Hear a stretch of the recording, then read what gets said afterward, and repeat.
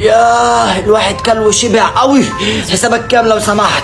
تمام يا فندم، حضرتك كده اكلت رز وحمام وسلطات 320 وزود عليهم 30 جنيه تبس. ميرسي جدا لحضرتك، كده كله 350. تمام معيش فلوس، هات لي صاحب المحل.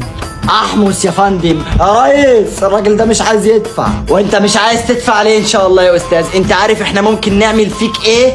هتعملوا ايه يعني يا ريس؟ يا هتجيبوا البوليس وتعملوا شوشرة في المحل، يا هتضربوني وتعملوا شوشرة في المحل، وفي الحالتين مش هتاخد فلوسك. لا وفي حل تالت.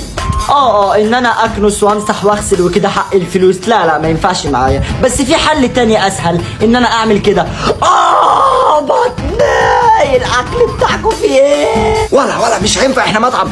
خلاص امشي، مش عايز منك حاجة. عايز فلوس.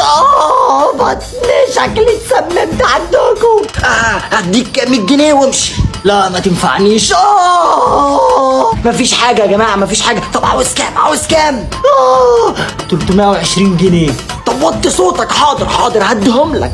وزود عليهم 30 جنيه تبس. ماشي خد 350 اهي. ماشي شكرا. لا يا جماعة مفيش حاجة، ده انا بس كان عندي اسهال. كملوا اكلكم. انت لسه واقف هنا؟ يلا غف ده يلا. لا يا باشا انا لا اسمح. انت حسابك كام؟